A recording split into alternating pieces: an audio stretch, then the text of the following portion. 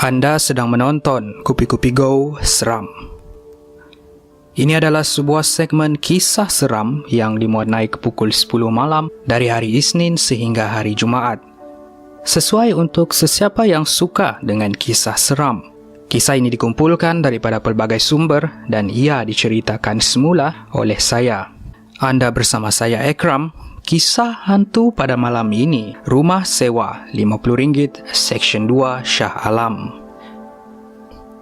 9 tahun lepas, aku dapat sambung belajar di UiTM Shah Alam. So, perkara pertama yang perlu difikirkan adalah tempat tinggal. Aku tidak dapat hostel. Jadi, aku berpakat dengan kawan-kawan aku dan kami berjaya menyewa di sebuah rumah berdekatan kawasan Seksyen 2. Rumah itu rumah banglo. 2 tingkat 4 bilik, 3 bilik di atas dan 1 bilik di bawah. Kita orang berlapan, jadi 2 orang bagi 1 bilik. Nak dijadikan cerita, kita orang masuk rumah tu dengan perasaan berbelah bahagi. Best, suka, pelik, rimas dan takut semua pun ada. Pertama, tuan rumah hanya meminta RM50 sahaja sebagai deposit dan sewa pertama hanya perlu dibayar apabila masuk bulan kedua. Kiranya bulan pertama tu free lah. Kedua, tuan rumah tak bagi kita orang bawa barang banyak-banyak sebab nanti penat nak angkat balik katanya. Ketiga, pokok ara di tepi rumah tu besar sangat. Sampai dahannya boleh masuk ke dalam tingkap bilik atas. Jadi malam pertama memang kami tidak dapat tidur lah kerana sibuk punggah dan kemas barang sambil layan DVD Korea. Tetapi indah kabar dari rupa. Gangguan seram bermula pada hari kedua. Tak perlu tunggu malam, siang hari pun kami sudah dikacau. Azmi Dagu lah yang first orang kena. Masa itu baru pukul 10 pagi. Aku agak-agak lah. Si Azmi ni bangun untuk membuang air besar. So, dia pergi ke toilet bawah. Tapi dalam toilet seperti ada orang sebab pintu tertutup. Toilet atas pula rosak. Tuan rumah kata nanti dia akan baikkan. Tunggu punya tunggu, tak keluar-keluar pun orang dalam tandas ni. Jadi Azmi ni memekiklah, suruh cepat sikit sebab dia tak tahan. Akibat jeritan si Azmi ni, habis satu rumah bangun pergi tengok apa hal. Yang peliknya, kita orang berlapan semua ada. Habis tu, siapa yang berada dalam tandas? Pintu toilet pula berkunci, siap ada bunyi orang flush jamban lagi. Dalam ramai-ramai, Lan seorang sahaja yang berani sikit. Mungkin sebab dia ni keturunan Bugis kot. Dia pergi rentap pintu toilet tu sampai terbuka. Tak ada orang. Tapi dari kesan yang ada, pintu tu memang dikunci dari dalam. Las-las si Azmi ni tak jadilah berak. Mungkin pasal takut kot. Tapi tu belum lagi. Malam tu, kita orang kena lagi teruk. Masa aku nyenyak tidur, tiba-tiba ada orang tarik kedua-dua belah kaki aku sampai jatuh dari katil. Kepala aku terhentak dulu pada lantai. Apa lagi? Angin lah. Sebab aku ingat kawan-kawan aku ni nak buat pedajal dekat aku. Tapi bila aku bangun, tak ada orang pula. Yang ada cuma Silan yang tengah membuta di atas katil.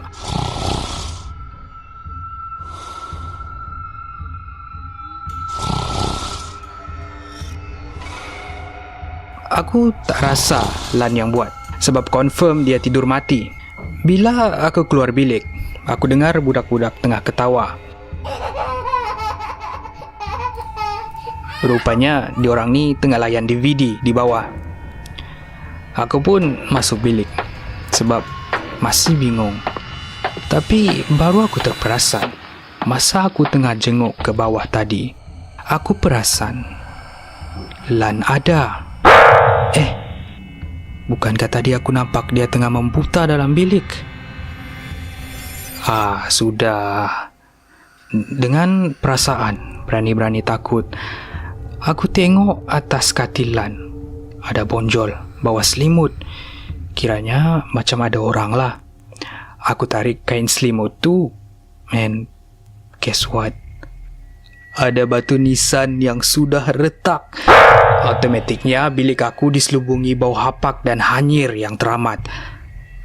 Masa ni korang jangan tanya apa aku buat. Sebab kalau benda ni jadi pada korang pun takkan korang nak stay lagi dalam bilik tu, betul tak? Aku rasa kaki aku dah tak jejak tanah sebab lari laju sangat. Aku lari keluar dari bilik tu dan pergi ke hall sebab nak bagi tahu member-member aku lah kononnya. Tapi yang memang macam haram jadahnya, member aku seorang pun tak ada di hall. Nak tahu diorang pergi mana? Semua dah duduk di luar rumah. Rupanya diorang awal-awal lagi dah kena kacau. Yang laknatnya tak ada seorang pun kejutkan aku. Lepas diorang tenangkan aku, kita orang decide nak buat apa. Sebab tengok jam pun dah pukul 3 pagi. Nak minta tolong Tok Imam, rumah Tok Imam pun kita orang tak tahu. Nak minta tolong jiran, kiri kanan rumah confirm lah semua dah tidur. Las-las Saleh ajak lepak restoran Hakim saja sampai pagi. Bunyinya macam senang, tapi masing-masing pula tak pakai baju dan pakai boxer dengan kain pelekat saja.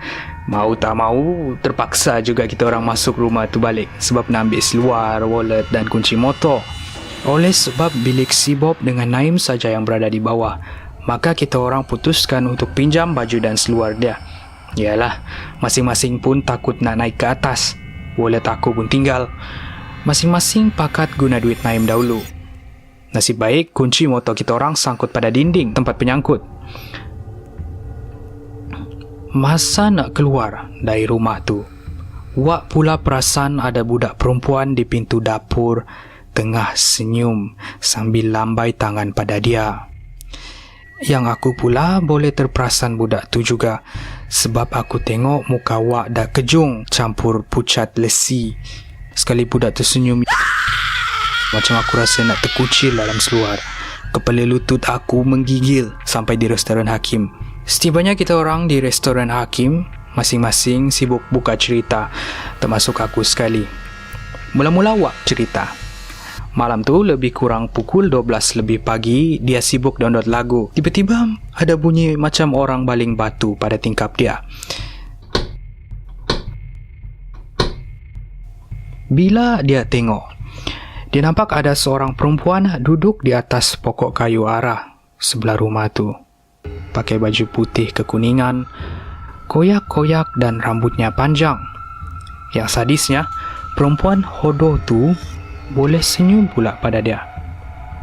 Wak ni apa lagi, tutup tingkap bilik dia dan terus keluar untuk ke bilik aku kononnya. Malangnya, lagi seekor hantu pula duduk depan bilik dia. Tapi kali ini, hantu budak. So, dia ambil keputusan untuk terjun dari tingkap bilik dia ke bawah. Akibatnya, kaki dia terkehel. Nasib baik tak patah. Azmi Dagu pula cerita yang dia ada nampak budak perempuan lambai tangan pada dia. Yang ni aku pun kena juga. Aku confirm yang budak ni bukan manusia sebab aku tengok dia tak ada kaki. Sam pula cerita dia nampak hantu tu pada siling rumah. Bila buka mata saja, hantu tu betul-betul bertentang mata dengan dia. Kiranya masing-masing pun semua kena kacau lah ni. Dan aku orang last yang cerita. Aku cakaplah yang aku kena tarik dua-dua kaki masa tidur sampai kepala aku terhentak pada lantai. Lepas itu aku cakaplah yang aku nampak dia orang tengah layan DVD di hall, tapi si Azmi tiba-tiba menyampuk. Bila masa pula kita orang tengok DVD ni? Rupa-rupanya tak ada seorang pun yang tengok DVD pagi tu. Dah tu, siapa yang aku nampak? Haru betul. Kaki aku yang dari tadi menggigil makin bertambah kuat menggigil. Tengah sibuk-sibuk berborak, aku terbau sesuatu yang kurang enak. Member-member aku yang lain pun terbau juga. Lah, rupanya si Azmi ni terkencing dalam seluar sebab takut sangat. Nasib baik malam tu tak ramai sangat orang di restoran Hakim tu. Malu betul lah. Aku pula ternampak si Sam pakai selipar sebelah lain. Dari sibuk-sibuk cerita seram, terus jadi cerita kelakar pula. Tapi tengah sibuk-sibuk ketawa, baru kita orang perasan yang si Saleh dengan Naim tak ada dengan kita orang. Yang ada cuma kami berenam. Aku, Azmi Dagu, Sam Banjar, Wak, Bob dengan Lan. Dalam ramai-ramai orang tu, cuma Bob seorang saja yang bawa handphone. So, kita orang try call Naim, tapi tak ada orang angkat. Try call Saleh pula. Sama juga, tak ada orang angkat. Lepas tu, Lan ambil handphone Bob. Dia baca apa entah agaknya. Lepas tu, dia suruh Bob call Naim lagi sekali. Bob call dan buka loudspeaker. Korang tahu apa jadi? Ada suara seorang perempuan mengilai.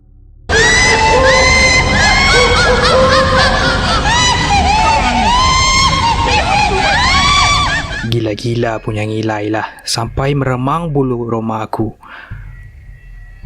Kami berenam terus terdiam.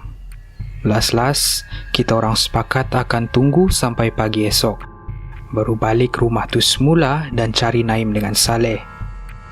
Lepas dengar suara perempuan ngilai pada handphone tu, tak ada seorang pun di antara kami bercakap. Sampailah subuh. Pukul 7.30 pagi baru kami belah dari Hakim. Hati aku masih lagi kuat berdebar-debar. Yang lain aku tak tahulah. Sampai dekat rumah, aku tengok pintu rumah dengan pagar terbuka seluas-luasnya. Kalau pencuri masuk ni, memang dia akan kaya. Yalah, gara-gara kelang kabut lari kan, laptop, wallet dengan handphone kami semua dibiarkan macam tu saja. Bulu tengkuk aku masih lagi meremang.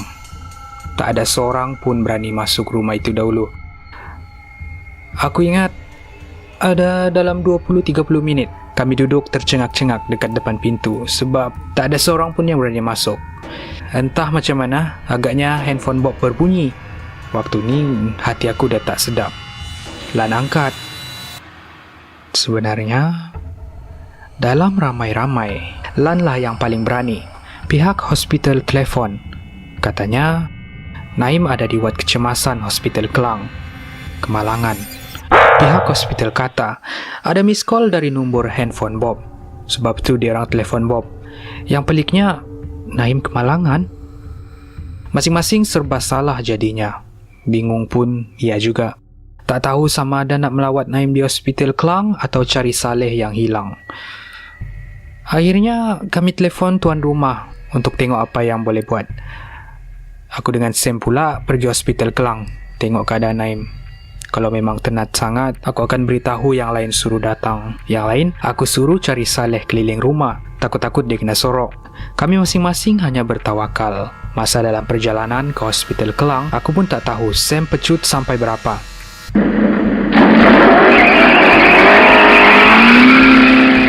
Tapi hati aku masih lagi kuat mengatakan bahawa perkara ini belum habis lagi. Sampai hospital, aku terus cari Naim.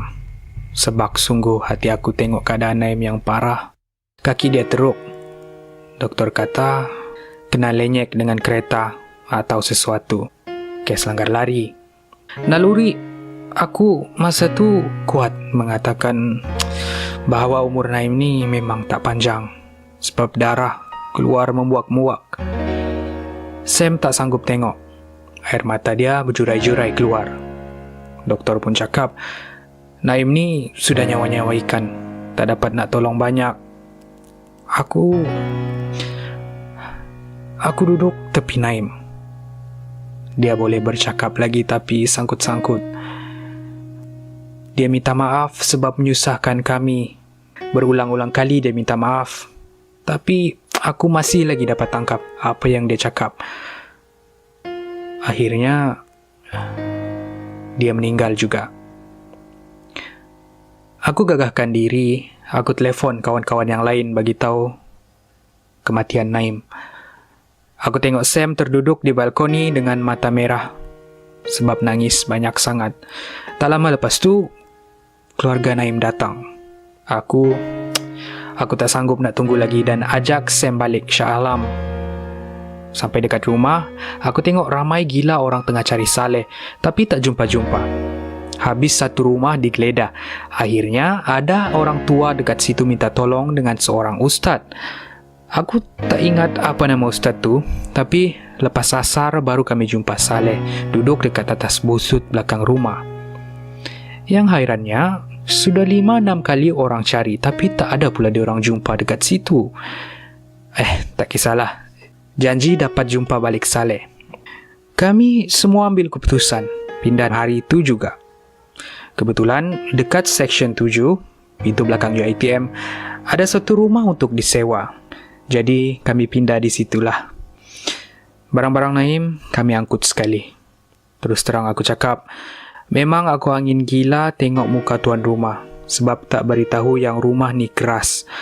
Patutlah dia suruh bayar RM50 saja dulu dan tak bagi bawa barang banyak-banyak. Cis. Aku demam 3 hari. Jenazah Naim selamat dikubumikan di Raub Pahang. Seminggu lepas tu, keadaan sudah okey sikit. Cuma Saleh saja yang sakit-sakit badan. Akhirnya mulut aku tergerak nak tanya Saleh apa yang berlaku sebenarnya. Sebab sebelum Naim meninggal, dia ada cakap dekat aku, suruh tanya Saleh satu rahsia. Rupanya, masa hari pertama kami masuk rumah tu, Naim dengan Saleh sudah buat hal. Dia cangkul busut dekat belakang rumah tu. Naim pula kuis-kuis dengan kaki dia. Mungkin sebab itulah kaki dia parah. Dalam hati akulah. Kemudian Saleh ceritakan, ada malam yang kita orang satu rumah kena kacau tu, dia dengan Naim pun kena juga. Tapi hantu tu siap kejar diorang sampai dekat jalan. Diorang punya lah cuak sampai lari ke tengah jalan. Entah mana datangnya kereta, tiba-tiba langgar mereka. Naim tercampak ke tengah jalan, dia pula dekat tepi jalan. Datang kereta lain terus lenyek kaki Naim. Lepas tu Saleh kata dia terus tak sedar apa-apa. Sampailah kami jumpa di atas busut tu. Yang peliknya, macam mana dia boleh duduk atas busut? Sedangkan dia kata dia lari dekat tengah jalan besar. Kenapa Naim seorang sahaja yang teruk? Akhirnya, aku dapat jawapan sebenar. Tak lama lepas Saleh cerita dengan aku, dia jatuh sakit. Tak tahulah sakit apa, tapi 3 bulan kemudian dia meninggal. Keluarga dia sendiri kebingungan sebab doktor pun tak tahu. Tapi aku yakin, kes ini ada kaitan dengan busut yang diorang gali itu. Aku dengan geng-geng aku yang lain sempat ziarah arwah Saleh. Paling tak boleh tahan, Bob. Sebab dia roommate dengan Naim. Memang aku tahu dia sedih sangat. Yang tak boleh lupa, kami semua menangis masa angkat jenazah Saleh. Rasa sedih sangat masa tu.